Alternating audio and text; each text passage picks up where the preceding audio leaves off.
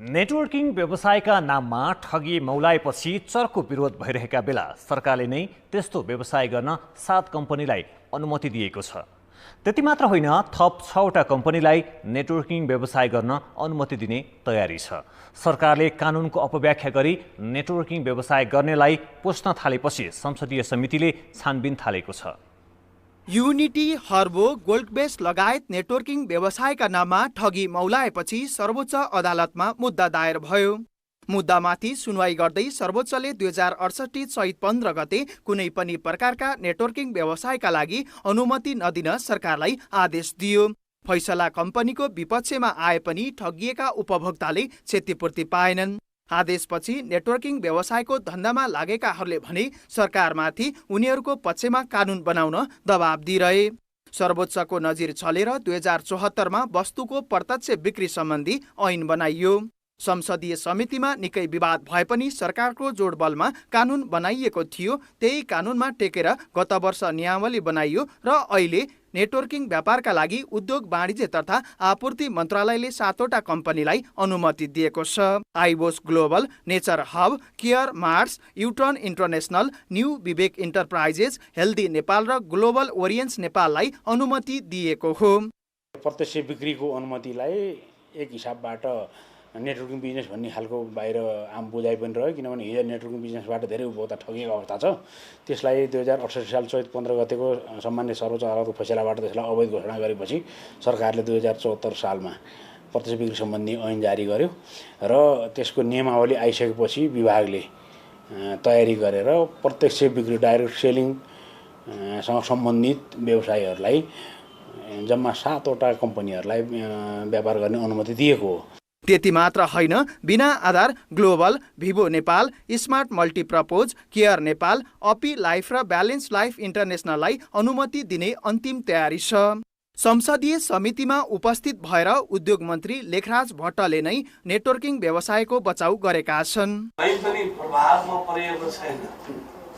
यहाँ मैले विश्वास दिलाउन चाहन्छु, यो नेटवर्किङ र वस्तुको प्रत्यक्ष बिक्री अलग विषय हो भन्ने लाग्छ। सर्वोच्चको स्थापित नजिर र विद्यमान ऐन बाहिर गई मन्त्रालयले धमाधम नेटवर्किङ प्रवृत्तिका कम्पनीलाई शङ्कास्पद रूपमा अनुमति दिनुलाई संसदीय समितिले भने अस्वाभाविक ठानेको छ। संसदको उद्योग समितिले यसअघि ठगीमा संलग्न व्यवसायीलाई नै फाइदा पुग्ने गरी अनुमति दिएको आशंकामा उपसमिति बनाएर छानबिन थालेको छ। अब त्यही आएको भएर नै हामीले खोजी गर्न लागेको। अहिले चाहिँ विगतमा जसरी जनतालाई ठग्ने काम भयो, धेरै मान्छेलाई यसमा यो चाहिँ नेटवर्किङ बिजनेसमा ठगिएको छ।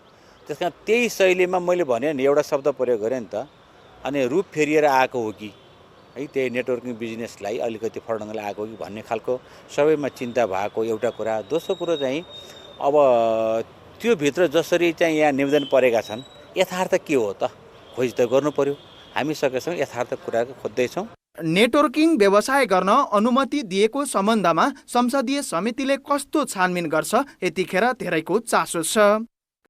विभिन्न प्रलोभन देखाएर उपभोक्तालाई अवैध नेटवर्किङ व्यवसायमा आबद्ध गराउने र ठगी धन्दा चलाउने काम खुलेआम भइरहँदा पनि सरकारको नियामक निकाय त्यसको संरक्षक र प्रोत्साहन गर्न लागि परेको पाइएको छ। वस्तुको प्रत्यक्ष बिक्री ऐन 2074 को दुरुपयोग गर्दै वाणिज्य विभागबाट इजाजत पाएका कम्पनीहरूले पिरामिड शैलीको पुरानै नेटवर्किङ धन्दालाई अगाडि बढाउने भएका छन्।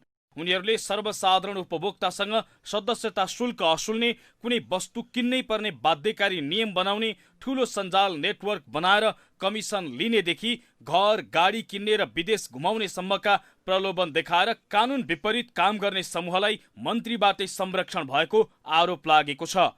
उद्योग वाणिज्य तथा आपूर्ति मन्त्री लेखराज भट्टले अवैध नेटवर्किङ व्यवसाय सञ्चालन गर्न दिँदा अवैध बाटो नअपनाएको दाबी गर्छन्। आफूले गरेको कामप्रति स्याबासी दिनुपर्नेमा कमिसन खायो भनेर आरोप लगाएको भन्दै मन्त्री रुष्ट बनेका छन्। स्याबासी दिनुपर्नेमा अब कमिसनै भन्ने कुरो भयो भने यो त अलि समस्या हो कि उदाइमा भन्ने लाग्यो।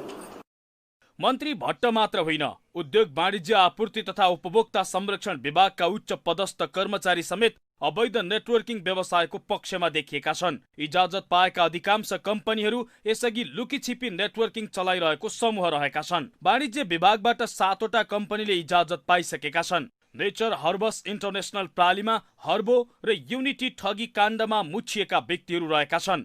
नेचर हर्बसले पिरामिड शैलीको सञ्जाल बनाइरहेको छ, जबकि यस्तो काम वस्तुको प्रत्यक्ष बिक्री व्यवस्थापन तथा नियमन गर्ने ऐन 2074 को दफा 11 ले तोकेको प्रावधान विपरीत रहेको छ। मन्त्री भट्टले त यतिसम्म भन्न भ्याए कि ती कम्पनीसँग कमिसन दिन सक्ने हैसियत नै छैन। मन्त्रीले अरबौं खायो भनेर अब त्यो कम्पनीहरू जो दर्ता भएको छन् तिनको हैसियत अरबौंको होइन, तिनले अरबौं दिन सक्छन् कि सक्दैनन्। अनि त्यहाँ पनि विश्लेषण गर्नु पर्यो क्या उनको हैसियतलाई पनि कति दिन सक्छन् तिनले दियो भने। त यो अलिकति अति भयो कि भन्ने लाग्छ कि हाम्रो सोचहरूमा परिवर्तन हुनु पर्यो। उद्योग तथा वाणिज्य र श्रम तथा उपभोक्ता हित समितिले उद्योग मन्त्री भट्ट, मन्त्रालयका सचिव वैकुण्ठ अर्याल र विभागका महानिर्देशक नेत्र प्रसाद सुवेदीलाई बोलाएर गरेको छलफलमा समेत नेटवर्किङ व्यवसायलाई जोगाउँदै जवाफ दिएका थिए। गत असार 16 गते विभागमा आइबोस ग्लोबल लाइफ इन्टरनेसनल प्राली, नेचर हर्ब्स इन्टरनेसनल प्राली, न्यू विवेक इन्टरनेसनल प्राली, हेल्दी लिभिङ नेपाल प्राली, केयर मार्स इन्टरनेसनल प्राली, युटर्न इन्टरनेसनल प्राली र ग्लोबल ओरियन्स नेपाल प्राली गरी 7वटा कम्पनी दर्ता रहेको छ। नेपालमा यसअघि गोल्ड क्वेस्ट, हर्बो, unity, QNet, quick earning, LT Everest herbal life international, dream developers trademark, Fulton trademark, win win डियोसफ्ट, प्राइम जस्ता कम्पनीले नेटवर्किङ व्यवसायको अवैध धन्दाबाट लाखौं मानिस ठगिएका थिए।